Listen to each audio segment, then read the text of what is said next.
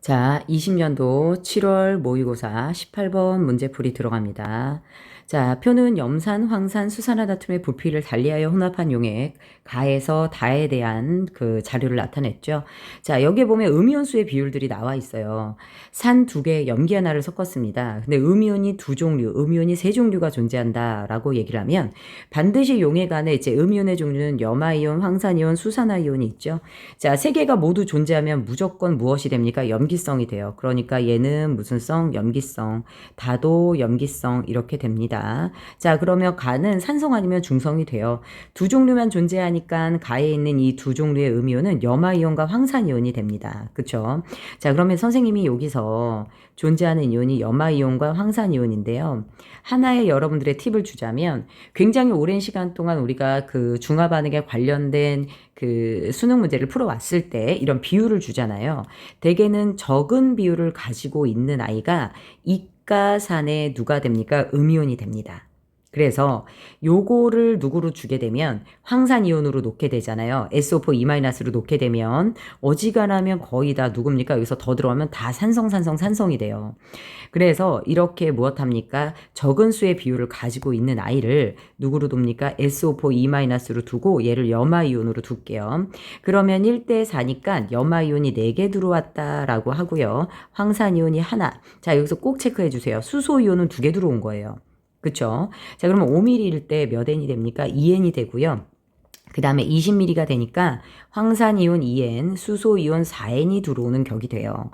자, 여기서부터 이제 비율이 나와요. 어느 정도. 나에서 지금 보면 2대2대3인데요. 이미 여기 있는 염화이온과 황산이온이 2N, 2N으로 똑같죠. 그러면 나머지 3이 수산화이온에 해당한다. 라고 볼 수 있죠. 그래서 나에 대한 데이터를 정리해 볼게요. 2대2대3인데 하나는 염화이온, 하나는 황산이온이에요. 맞죠? 그리고 얘가 수산화이온이거든요. 그런데 문제는 여기 들어온 수소이온을 좀 따져볼게요. 염화이온 따라 같이 들어온 수소이온이 몇 개? 2개. 맞지? 황산이온 따라 들어온 수소이온은 4개예요.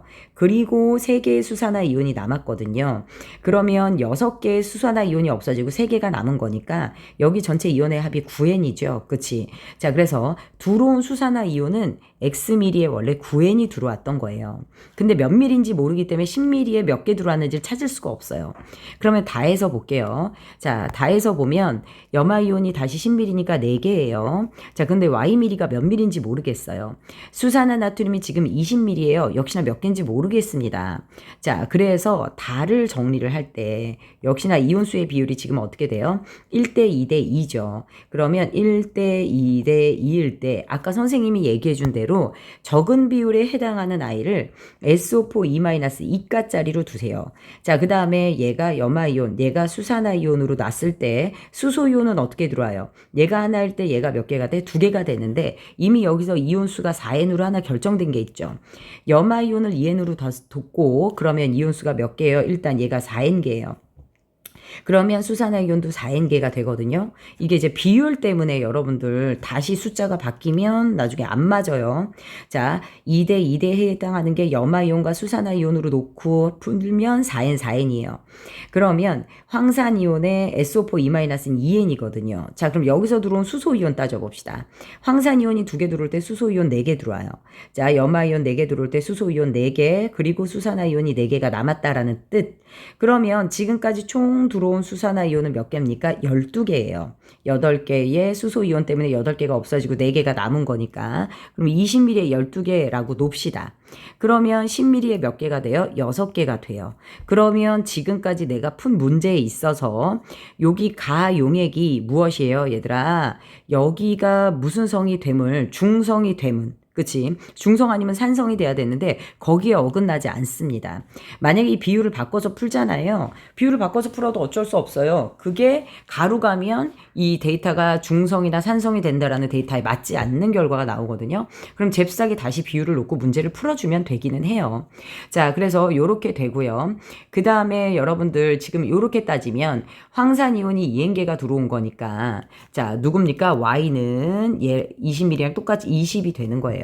그쵸? 자, 그럼 X를 구해주시면, 우리 지금 10mm에 6개죠. 9개가 들어왔으면 몇 mm가 됩니까? 15mm가 되는 거예요.